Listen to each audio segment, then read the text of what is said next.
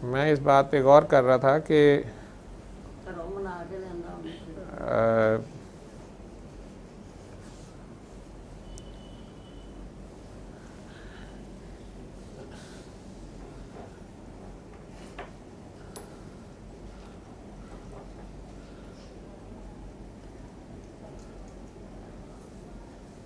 मूसा अलैहिस्सलाम की कौम, किसी बच्चे ने सवाल किया कि ये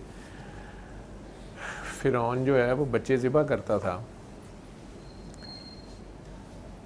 और करता भी लड़के था, नस्ल ही उस कौम की ख़त्म करता जा रहा था।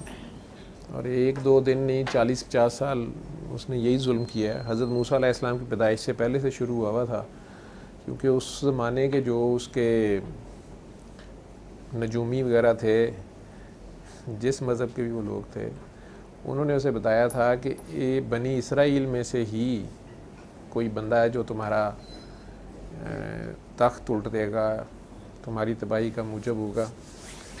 तो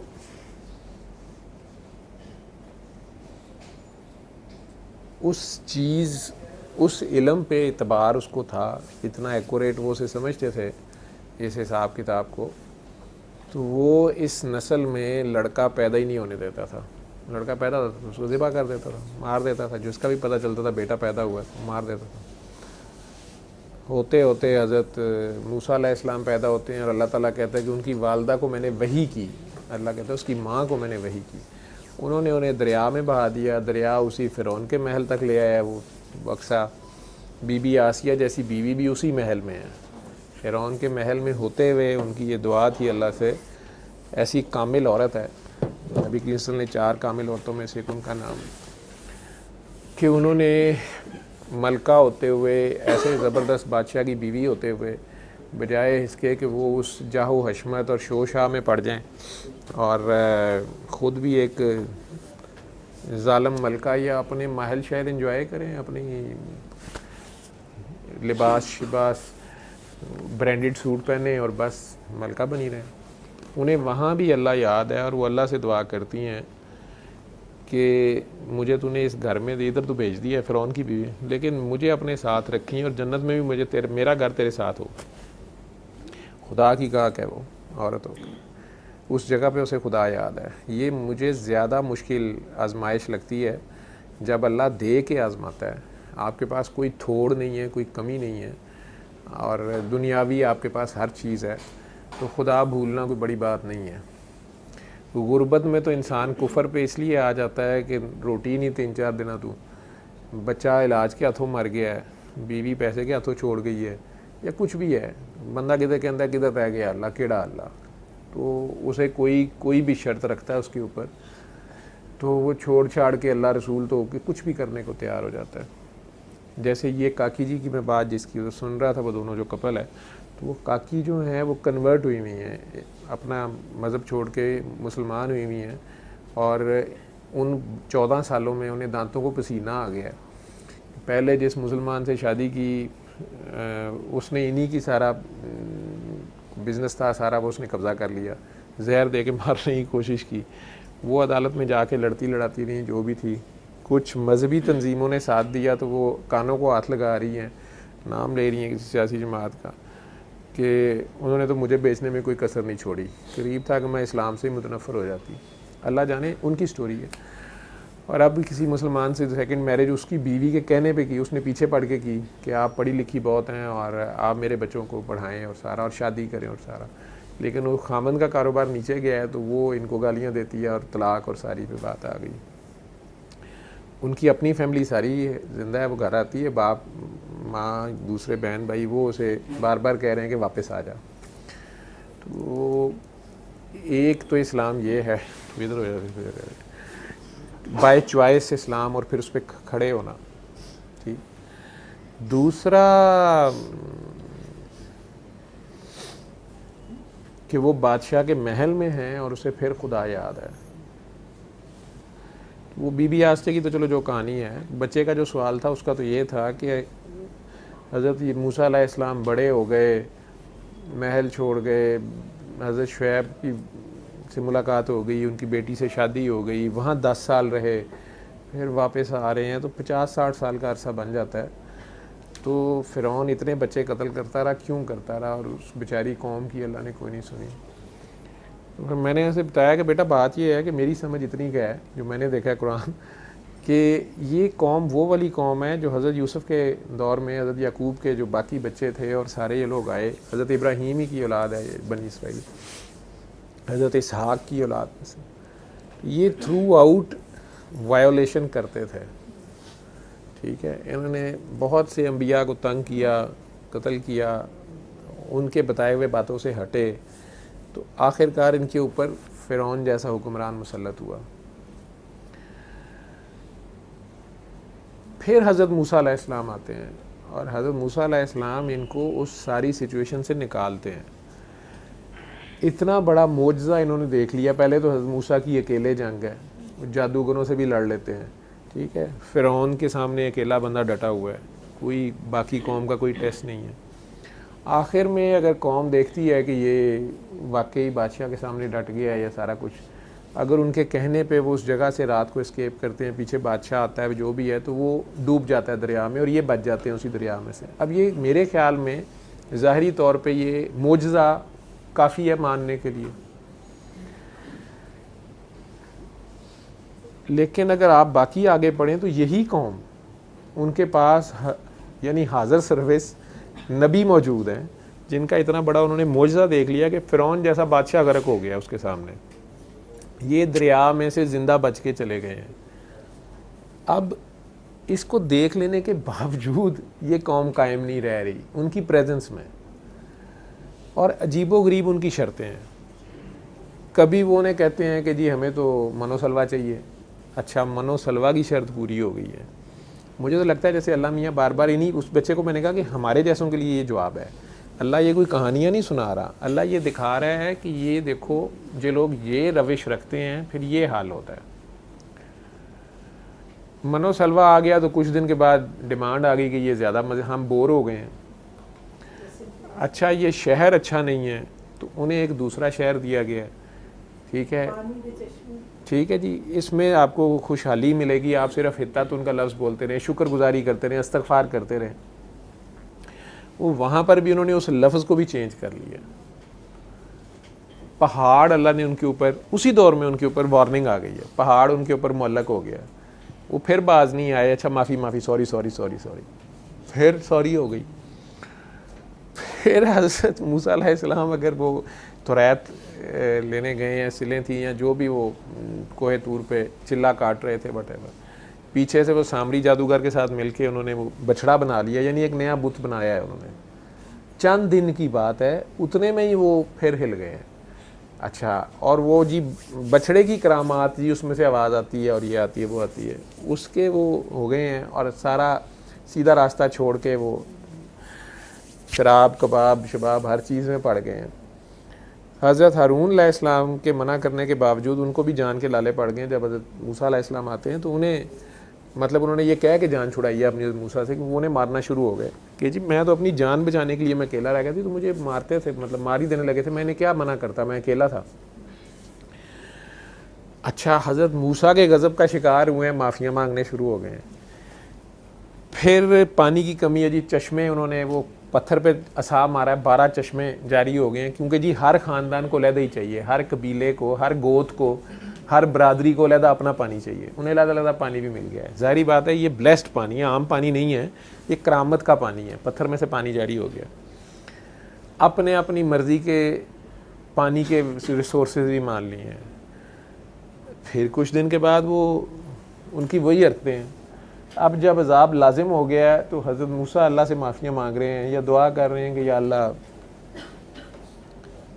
कहा गया है कि ये 70 जवान खुद ज़िबा करें। जब ज़लज़ला शुरू हुआ है तो हज़रत मूसा की दुआ है कि या अल्लाह, अगर तूने ये सारों की जानें लेके ही छोड़ना है, तेरी मर्ज़ी है, वैसे तू छोड़ना चाहे तो वैसे छोड़ सकता है। या अरहमुर राहिमीन को पुकार रहे हैं। जान छूट गई, लेकिन क्या वो कौम सुधरी? और अल्लाह के उसके बाद के लफ्ज़ हैं कि मैं इनके ऊपर मुख्तलिफ़ दौरों पे फिर इसी तरह का हुक्मरान, जाबर हुक्मरान या ज़ालिम हुक्मरान आता रहेगा जो इनको नाको चने चबवाएगा, तो ये शायद थोड़े सुधरेंगे, उसके बाद इनको ये सज़ा क़यामत तक मिलती रहेगी। हिटलर के शायद यही लफ्ज़ थे कि मैं मारने को सारे मार सकता था, मैंने थोड़े से छोड़े इसलिए हैं कि तुम लोगों को पता चल जाए कि ये थोड़े से भी क्या खबासत करेंगे। हालांकि उनमें भी अच्छे लोग भी हैं, ठीक है, लेकिन एक जिसे नाफरमानी कहते हैं, करामत को देख के, मोजज़े को देख के अगर मानना था तो अबू जहल मान लेता चांद दो टोटे होकर देखना। और ऐसे लोगों को जो करामत मांगते हैं, मोजज़ा मांगते हैं कि हम उसको देख के मानेंगे, उनके लिए ज़्यादा सख्ती आ जाती है कि वो फिर उनकी अता के सोच पे भी पकड़ आ सकती है कि अब अगर वो दोबारा, क्योंकि अल्लाह कोई मदारी तो लगा नहीं हुआ कि बार बार आपकी फरमाइशें पूरी करता रहे कि अच्छा जी नहीं हूँ मुंडा पैदा होए, नहीं मुंडा तो पैदा हो गया, हूँ जोड़ा होवे, हूँ जोड़ा तो हो गया, हूँ कारोबार वध जाए, नहीं हूँ कारोबार वध गया, हूँ जड़ा है वो बेगमा चार आ जान, बेगमा चार आ गई ने तो हूँ अगू रिश्ते चंगे आ जान, नहीं हूँ असी इलैक्शन जित जाइए, इलैक्शन जित गए हैं तो नहीं हूँ सानू मिनिस्ट्री लभे, मिनिस्ट्री तो लभ गई है पर चीफ मिनिस्ट्री लभे, चीफ मिनिस्ट्री तो लभ गई है पर प्राइम मिनिस्टरशिप लभे, प्राइम मिनिस्टरशिप लभ गई है तो हूँ सानू UN का भी सैकटरी लाया जाए। तो there is no end to this things, ठीक है। लेकिन अल्लाह जब ये सारी मानी जा रहा होता है तो मुझे ये ज़्यादा ख़तरनाक आजमाइश लगती है, क्योंकि इंसान के भूलने के बड़े चांसेस होते हैं कि वो उस खुदा को भूल जाए और इस सारे को अपनी काबिलियत और अपनी मेहनत समझना शुरू कर दे। और अल्लाह के बंदों को मानना करामतों पे या मोजज़ों पे, मैंने इन लोगों को ज़्यादा जल्दी रिवर्स गियर में जाते देखा है और ज़्यादा बुरी तरह फंसते भी देखा है। मूसा अलैहिस्सलाम की तो कौम ये है, नबी करीम सल्लल्लाहु अलैहि वसल्लम को चूँकि अल्लाह की सुन्नत और ये सारी बातों का पता है, वो बार बार दुआ मांग रहे हैं कि मेरी कौम पे अजाब ना आए। बाकी कौमों के ऊपर जब उन्होंने अपने नबियों की नाफरमानी की, दरिया में से मछली पकड़ने वाला वाक़या हफ्ते वाले दिन, मतलब पता नहीं कितनी उनकी नाफरमानी है, और अल्लाह का भी ऐसा करम है, रहीम है, करीम है कि वो मुसलसल माफ़ करी जा रहा है, मुसलसल चांस दी जा रहा है। आखिरकार नबी करीम सल्लल्लाहु अलैहि वसल्लम जो हैं वो इस कौम के लिए दुआ करते हैं कि या अल्लाह मेरी कौम पे अजाब ना आए। हालांकि कुरान हमारे पास मौजूद है और ये सारी मिसालें अल्लाह ने दे दी हुई हैं। इस कौम ने भी नाफरमानी में सैयदना उस्मान गनी की शहादत से लेके सैयदना अली के बाद अहले बैत ही के साथ करबला में जो कुछ हो गया, और फिर उसके बाद भी ऑनवर्ड आ गया है सारा कुछ। स्पेशली जो हिस्ट्री है वो बड़ी शर्मनाक है, और सादात के साथ पर्टिकुलरली जो कुछ होता गया, या कोई अहले इल्म जो थे उनके साथ भी जो भी हक़ पे खड़ा होता था, बादशाह शादशाह खुद ही अपनी मर्ज़ी के उलमा इकट्ठे करके बड़ा कुछ करते रहे, बादशाहत आ गई इधर भी। और जो असल फितना था, जो नबी करीम सल्लल्लाहु अलैहि वसल्लम ने फरमाया था कि मेरी उम्मत का फितना माल, ये मालो दौलत, जाहो जलाल, शाह, मटीरियलिज़म, ये होगा, ये सारा होता आया। और आखिरकार वो दिन आया जब हमने उनकी सारी तालीमात को जुटलाया। कहने को हमने बड़े ज़बरदस्त नए शहर बनाए, लाइब्रेरियाँ बनाई, दुनिया बगदाद में एजुकेशन लेने आती थी, सारा कुछ था, हम बड़ी तरक्की पे, ज़ाहिरियत की तरक्की पे थे। लेकिन आखिरकार वो दिन भी आया, आपस में एक दूसरे की गर्दनें भी काटी। एक दिन वो भी आया कि हमने चंगेज़ खान के जो एलची थे, जो सफ़ीर थे, वो अमन का पैगाम लेके आए और हमने गर्दनें काट के वापस भेज दी। उसके बाद वो अल्लाह कहता ना कि मैं तुम्हें बदल लूँगा फिर उनसे जो तुमसे बेहतर होंगे। नबी करीम सल्लल्लाहु अलैहि वसल्लम के तकरीबन 700 साल बाद ये है। ये 7 का जो फिगर है ये बड़ी ख़तरनाक सी चीज़ है। 7 दिन, 7 रातें, 7 आसमान, 7 ज़मीनें, 7 जन्नतें, 7 रंग, 7 राग, जो कुछ भी है। इसी तरह 700 साल कोई मैं देखता हूँ, मेरी अपनी सोच है, मंगोलों जैसा अल्लाह की तरफ से एक सज़ा, अजाब तो मैं उसे नहीं कहूँगा, लेकिन जिस तरह की फिर कौम थी, फिर हुक्मरान उस तरह के आए और ईंट से ईंट बजा दी उन्होंने। क्या बगदाद था और क्या कुछ और था, सब कुछ तबाह कर दिया उन्होंने। लाइब्रेरियाँ जलाते थे, मसाजिद में घोड़े बांधते थे, उलमा कराम की गर्दनें काट काट के मीनार बनाते थे, हंसते थे, ठट्ठे उड़ाते थे। उसकी अगली जनरेशन में हलाकू खान, लेकिन तीसरी जनरेशन आके तो मुसलमान हो जाती है।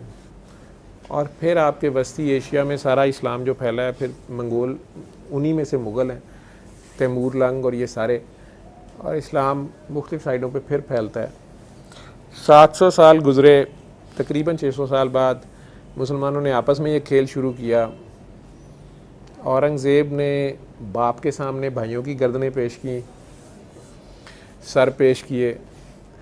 औरंगज़ेब के बेटे के सामने सिर्फ 50 साल के अंदर, चंद सालों के अंदर अंदर बहादुर शाह ज़फ़र के सामने उसके बेटों के सर पड़े हुए थे, थालों में रखे हुए। अंग्रेज़ आ गए।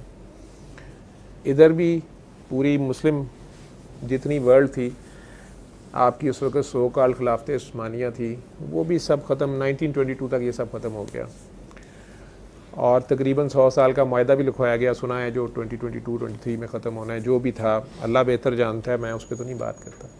क्या हम लोगों को होश आई कि फिर 700 साल वो मुआहदा उन्होंने लिखवाया हुआ है, वो आ गया, अब तो ओपन हो गया, आ जाएगा, आपको पता चले। वो तुर्कों के साथ ही हुआ हुआ है। तो 700 साल मंगोल ख़ानदान भी जब आता है, मुसलमान होता है, उसके फिर 700 साल के बाद अब 1400 साल हो गए हैं। पहले बड़ा बुश, फिर छोटा बुश, चंगेज़ खां, हलाकू खां, अफ़गानिस्तान, इराक़, शाम, जो भी आपके कंट्रीज़ हैं, ईंट से ईंट उसने भी बजाई थी। अभी भी ये सारा कुछ हुआ है, लेकिन हम नहीं जाग रहे, ठीक है। या बिल्कुल ही जागेंगे तो जहाद उठो और बम फाड़ दो, और जो भी बेगुनाहों को कभी कुछ करो, कभी कुछ करो। कन्फ्यूजन का शिकार हैं। क्यों? क्योंकि मेरे नज़दीक हम कुरान छोड़ चुके हैं। हम ना कुरान में गौर करते हैं, ना कुरान वाले से डरते हैं, ना उसके बारे में वो जो उसने कहानियाँ सुनाई हैं, वो कोई स्टोरी टेलर तो है नहीं कि आपको सुलाने के लिए कहानियाँ सुना रहा है। ग्रैंड माँ तो नहीं है अल्लाह कि आपको कहानी रात को सुना रहा है कि बेटा आप कहानी सुने फिर आप सो जाए। वो तो जगाने के लिए आपको बता रहा है कि ये पिछली कौमों ने ऐसे किया था, तो मैंने चूँकि उनके साथ भी ऐसे किया था, ये रास्ता तबाही का रास्ता है, ये रास्ता भलाई का रास्ता है। और कुरान के बारे में उसने इतना बड़ा दावा, इतना बड़ा सच 1400 साल से कि ये नहीं बदलेगा और इसमें कोई इंटरफेरेंस नहीं कर सकेगा, लेकिन अमल आपने करना है। अमेरिकन ने भी बगदाद में आपकी लाइब्रेरियाँ उड़ाई हैं। पता नहीं अल्लाह ही वो वाला इल्म जिसका कोई फ़ायदा नहीं उड़ा देता है। जितनी बड़ी बड़ी लाइब्रेरीज़ बनी हुई थी, जो कुछ थी, पहले ईरान इराक आपस में लड़े हैं या लड़ाए गए हैं, वॉटेवर, किसी ने लड़ा दिए, आप चूचे, आप अपने अपने मुफादात के लिए लड़ते हैं। हमारे अपने घर में भी अभी यही जंग जारी है। 4-5 भाई हैं, रह रहे हैं, उनकी आपस में अगर मोहब्बत नहीं है, पंजाबी, बलोची, सिंधी, मुसलमान, सुन्नी, शिया, भाभी, बाहर वाले महल्ले वाले तो आग लगाएंगे, तीली लगाएंगे फिर। लेकिन अगर आप खुद एक हो जाते हैं, एक, अब आप सिर्फ अल्लाह के नाम पे हो सकते हैं। आप अल्लाह और नबी के ऊपर और कुरान पे एक हो जाए। आप फ़िलहाल उन बातों पे इकट्ठे हों जिन बातों पे आपके आपस में कोई इख्तिलाफ़ात नहीं है। और ये किसी अमेरिका के साथ, किसी इंडिया के साथ आपकी जंग नहीं है, ये सब कुछ हमारे अंदर है। ये नफसानियत और इंसानियत की जंग है। हमारे अंदर ही इंसान मर गया, नफसानियत जागी है। नफसानियत में नफसा नफसी का दौर है। आप लोग बड़े ईमानदारी से अपने अपने गिरेबानों में झांकें। और मैं बहसीत डॉक्टर के, डॉक्टर है तो वो मरीज़ को एक कस्टमर की तरह देख रहा है। बड़े कम हैं जो वो इंसानी खिदमत या उसे मजलूम समझ के या उसकी देखते हैं और अपना जायज़, अपना हदिया भी ले लेते हैं, जो भी है, वो बड़े कम हैं हम में से। सारे हम उसे कस्टमर और बिज़नेस और पैसे की तरह देख रहे हैं। पैसे की दौड़ लग गई है, इखलाकी वैल्यूज़ कोई नहीं है। ये कोई वैल्यूज़ नहीं है कि पैसा कहाँ से आया, कैसे आया, सही है, गलत है, ब्लैक है, वाइट है, ठीक है। अब और अफसोसनाक बात यह है कि मुआशरा भी नहीं पूछ रहा। बच्चियों की शादियां करते हुए कोई नहीं ये गौर कर रहा कि हम ये बड़े वेल ऑफ लोगों में शादी कर रहे हैं, ये पैसा आया कहाँ से हुआ। हमारी नस्ल तो बिल्कुल ठीक थी, लेकिन ये जब से हमने शादी की है, ये जो नस्ल आगे आ रही है जी, ये बीमार आ रही है, ये फलानी आ रही है, ठीक है। वो जिस पैसे के ऊपर वो पले हुए हैं, वो आपने जमजम में शराब मिक्स कर लेंगे आप, ठीक है, तो फिर आप गिले शिकवे करते रहेंगे जी ये पता नहीं क्या हो गया है। तो जिन लोगों ने हक़ की जंग की, हक़ पे खड़े रहे, चाहे वो थोड़े थे, उन्हें अल्लाह ज़रूर रखता है। उन्हें अगर किसी जगह पे वो टफ़ टाइम आना भी होता है, वहाँ से वो पहले निकाल लेता है। ये भी उसकी सुन्नत है। लेकिन अगर वो खामोश रहे हों, उन्होंने हक़ पे ना डटे हों, अगर वो ना बोले हों, कम अज़ कम उन्होंने मना ना किया हो या उसे बुरा ही ना जाना हो, तो फिर वो भी उन्हीं में शामिल होते हैं।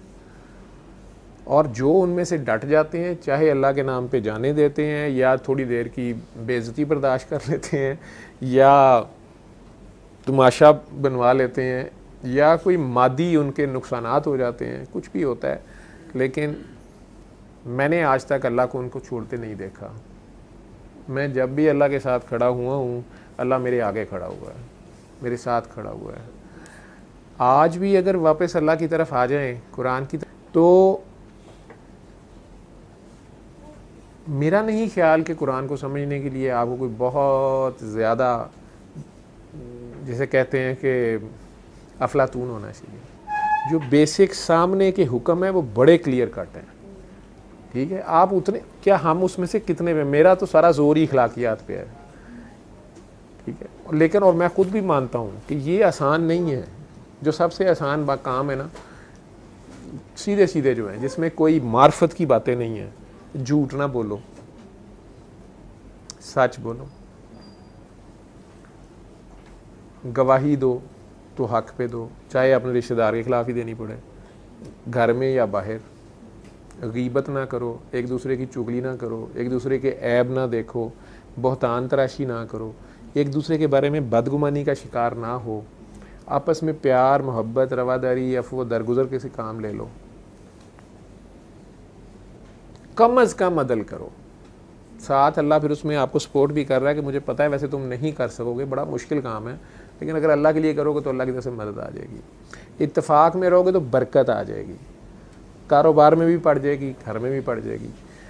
जो वो सवाल है कि जी ये अल्लाह वालों के या सो कॉल्ड जिन लोगों के नाम उसने बंदे ने लिए, मीडिया वाले ने, कि जी उसके पास भी काकियाँ होती थी, उसके पास भी काकियाँ होती, उसके पास भी औरतें बैठी होती थी, उसके पास भी। यार मज़लूम तबका सबसे ज़्यादा कहाँ पे है?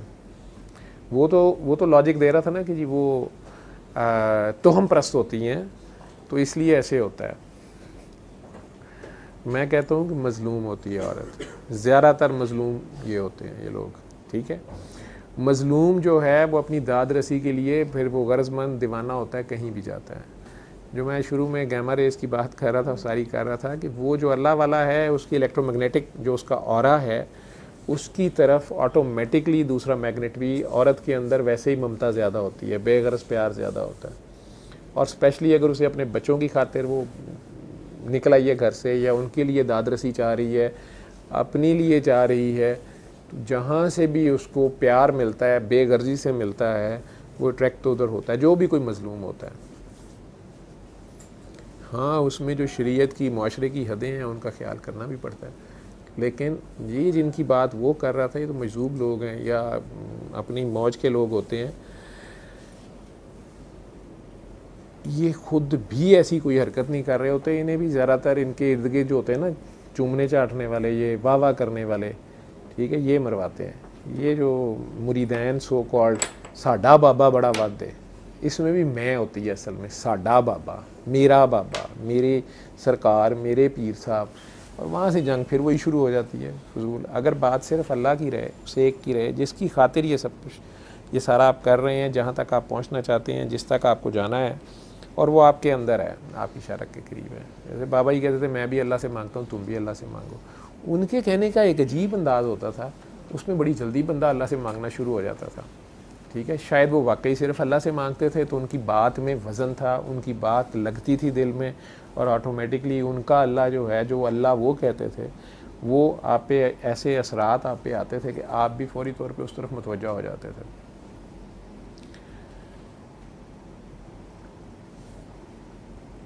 कुरान सुनो, सूरह रहमान सुनो, म्यूज़िक क्यों कहते थे जो उसका एतराज़ है, धमाल क्यों कहते थे, भाई हीरा मंडी में वो कुरान सुनाते, वहाँ पर ज़माने का लुच्चा लफंगा, मैं उनकी कोई एक्सप्लेनेशन नहीं दे रहा, मैं रादर अपनी सोच आपको बता रहा हूँ। उन्हें किसी चीज़ की ज़रूरत नहीं है, सूरज को किसी दलील की ज़रूरत नहीं होती, वो तो काम दिखा गए अपना।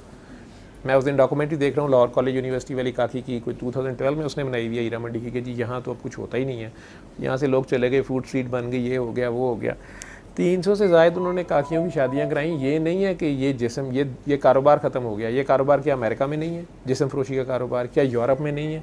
ये तो जब से हज़रत इंसान पैदा हुए हैं ये ज़मीन के ऊपर ये काम सारा चल रहा है, जन ज़र ज़मीन का झगड़ा।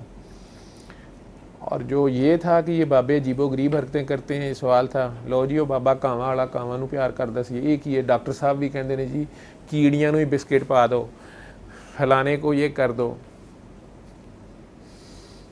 कावां वाली मजाक। अब इन लोगों को क्या बंदा कहे। आपको ये पता है कि ज़मीन पे इंसान का पहला उस्ताद कौन था? कव्वे का इंसान पे कितना बड़ा एहसान है ये पता है आपको, अगर आप कुरान ही पढ़ ले तो। ठीक है, क्योंकि अल्लाह किसी का मजबूर नहीं है। अल्लाह तो मच्छर से भी काम ले लेता है अगर किसी को हदायत आनी हो।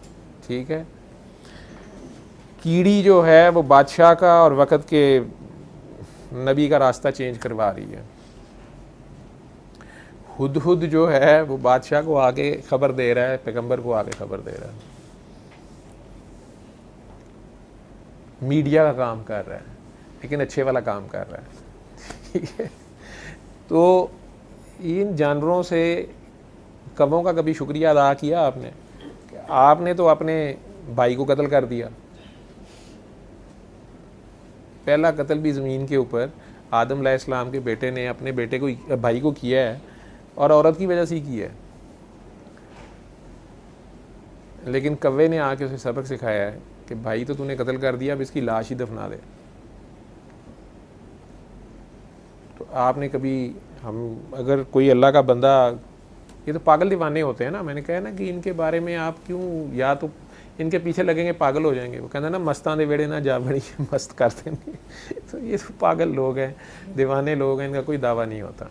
ये प्यार वाले लोग हैं। अब प्यार है तो अब क्या हो सकता है, जो कारी अल्लाह के नाम पे रहा हो, वो दावा भी अल्लाह का ना करता हो, उन्हें खुद नहीं पता होता, वो अपने अंदर वो कनेक्शन ढूंढ रहे होते हैं, अपनी मौज के लोग होते हैं ये। ठीक है, दुनिया खुद ही इनके गिर्द इकट्ठी होती है, लोग तो अपनी गर्ज़ों की खातिर आते हैं। ठीक है, ये बेगर्ज लोग होते हैं और ये खेल ऐसे चलता है। अदरवाइज़ कौन नहीं नाच रहा, सारे ही नाच रहे हो बाबे काज़ी आज़म की थाप के ऊपर। कोई एक बताओ मुझे जो ना नाचता हो, चाहे वो